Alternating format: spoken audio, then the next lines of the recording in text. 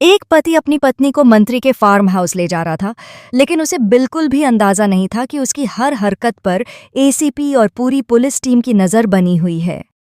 रात गहरी होती जा रही थी, सड़कें लगभग सुनसान थीं और कार की हेडलाइट्स अंधेरे को चीरती हुई आगे बढ़ रही थीं। कार के अंदर बैठी महक का चेहरा शांत जरूर था, लेकिन उसकी आंखों में डर नहीं, बल्कि एक अजीब सा साहस चमक रहा था, जैसे उसने मन ही मन कोई बड़ा फैसला कर लिया हो। युवराज बार बार रियर व्यू मिरर में उसे देख रहा था। उसे उम्मीद थी कि महक रोएगी, गिड़गिड़ाएगी, उससे रहम की भीख मांगेगी, लेकिन ऐसा कुछ नहीं हुआ। आखिरकार वह झुंझलाकर बोला, इतनी चुप क्यों हो? डर नहीं लग रहा तुम्हें? महक हल्की सी मुस्कुराई और बोली, डर? वह तो उस दिन खत्म हो गया था जब मुझे समझ आया कि मेरा पति ही मेरा सबसे बड़ा दुश्मन है। युवराज के हाथ स्टीयरिंग पर कस गए। उसने गुस्से में कहा, जुबान संभाल कर बात करो। महक तुरंत पलटकर बोली, सच सुनने की आदत डाल लो, क्योंकि आज के बाद झूठ तुम्हें बचा नहीं पाएगा। युवराज ने गाड़ी की स्पीड बढ़ा दी, लेकिन उसके मन में पहली बार बेचैनी पैदा होने लगी थी। उसे लग रहा था जैसे हालात उसके कंट्रोल से धीरे धीरे बाहर जा रहे हों।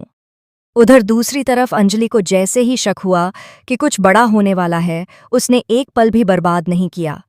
उसने वेद को फोन किया और कहा, आज रात सब कुछ बदल सकता है। अगर हम देर कर गए तो शायद किसी की जिंदगी बर्बाद हो जाएगी। वेद ने बिना सवाल किए जवाब दिया, मैं बस 5 मिनट में पहुंच रहा हूं। कुछ ही देर में अंजलि, वेद और एसीपी पंकज एक साथ खड़े थे।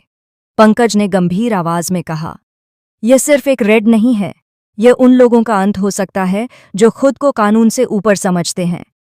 इसी बीच खबर मिली कि महक को पहले एक अड्डे पर लाया गया था, जहां उसे जबरदस्ती तैयार कराया गया और फिर मंत्री के फार्म हाउस की ओर ले जाया गया। ये सुनते ही अंजलि की आंखों में गुस्सा भर गया। उसने कहा, आज अगर हम चुप रहे तो कल न जाने कितनी महक इस जाल में फंसेंगी। फार्म हाउस पर पूरी तरह अलग माहौल था। बाहर से वह जगह किसी शाही महल से कम नहीं लग रही थी। तेज रोशनी, महंगी गाड़ियां और अंदर से आती तेज संगीत की आवाज। लेकिन उस चमक दमक के पीछे छिपा अंधेरा बहुत खतरनाक था। महक को अंदर लाया गया। वहां मौजूद लोगों की नजरें उसे देखकर बदल गईं। सोनल उसके पास आई और धीरे से बोली, जितना कहा जाए उतना ही करना, वरना अंजाम अच्छा नहीं होगा। महक ने उसकी आंखों में आंखें डालकर कहा, अंजाम से डरना मैंने छोड़ दिया है। कुछ देर बाद उसे महफिल के बीचों बीच खड़ा कर दिया गया। संगीत और तेज हो गया। माहौल ऐसा बना दिया गया कि जैसे यह सब सामान्य हो, लेकिन महक के लिए हर पल भारी था। फिर भी उसने अपने चेहरे पर कमजोरी नहीं आने दी। उसी समय अंजलि ने एक चाल चली। उसने आरती की आवाज में नशे का नाटक किया और वेद के फोन से युवराज को कॉल कर दी। युवराज ने जैसे ही फोन उठाया, अंजलि लड़खड़ाती आवाज में बोली, तुम कहाँ हो? मुझे सब पता चल रहा है। युवराज हड़बड़ा गया। उसे लगा सच में आरती बोल रही है। नशे में समझकर वह लापरवाह हो गया और बोल पड़ा, मैं महक को मंत्री के फार्म हाउस लेकर आया हूं, तुम आराम करो। बस यही वह पल था जिसका इंतजार अंजलि कर रही थी। लेकिन कहानी में नया मोड़ तब आया जब गिन्नी को शक हुआ। उसने देखा कि आरती तो अपने कमरे में गहरी नींद में है। उसके हाथ से फोन गिरते गिरते बचा। वह बुदबुदाई, अगर आरती यहां है तो युवराज से बात किसने की? अब उसे समझ आ गया कि कोई बहुत बड़ा खेल चल रहा है। उसने तुरंत मंत्री को फोन मिलाया, लेकिन फोन नहीं उठा। गिन्नी की बेचैनी बढ़ती जा रही थी। उसे लग रहा था कि अगर वह अब भी नहीं पहुंची तो सब कुछ उसके हाथ से निकल जाएगा।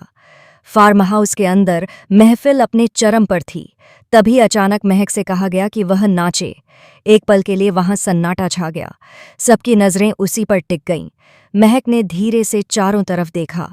उसे लगा जैसे हर नज़र उसे परख रही है, लेकिन अगले ही पल उसने फैसला कर लिया, वह टूटेगी नहीं। संगीत बजा और उसने कदम बढ़ाए।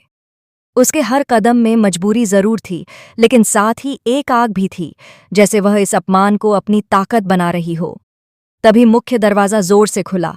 बस, बहुत हो गया। अंजलि की गूंजती आवाज ने पूरी महफिल रोक दी। उसके पीछे वेद, एसीपी पंकज और पुलिस टीम खड़ी थी। कुछ सेकंड के लिए ऐसा लगा जैसे समय थम गया हो। मंत्री के चेहरे का रंग उड़ गया। युवराज की आंखें फैल गईं।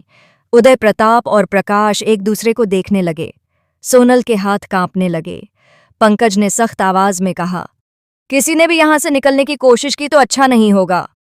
बाउंसर्स आगे बढ़े, लेकिन वेद ने उन्हें तुरंत काबू में कर लिया। माहौल में अफरा तफरी मच गई। अंजलि सीधे महक के पास पहुंची। उसने उसके कंधे पर हाथ रखा और कहा, अब तुम सुरक्षित हो। महक की आंखों में पहली बार नमी आई, लेकिन वह आंसू कमजोरी के नहीं, राहत के थे। युवराज ने खुद को संभालते हुए कहा, यह सब गलतफहमी है। अंजलि ने तीखे स्वर में जवाब दिया, गलतफहमी नहीं, तुम्हारे पापों का पर्दाफाश है। मंत्री ने बात घुमाने की कोशिश की, तुम्हें अंदाजा भी है कि तुम किससे टकरा रही हो। अंजलि बिना डरे बोली, आज कानून तुमसे टकरा रहा है। इसी बीच खबर मिली कि गिन्नी भी फार्म हाउस की तरफ आ रही है। सवाल यह था, क्या वह सच सामने लाएगी या हालात को और उलझा देगी? युवराज के माथे पर पसीना था। पहली बार उसे एहसास हो रहा था कि उसका बनाया हुआ साम्राज्य कुछ ही पलों में ढह सकता है। महक अब चुप नहीं रहने वाली थी।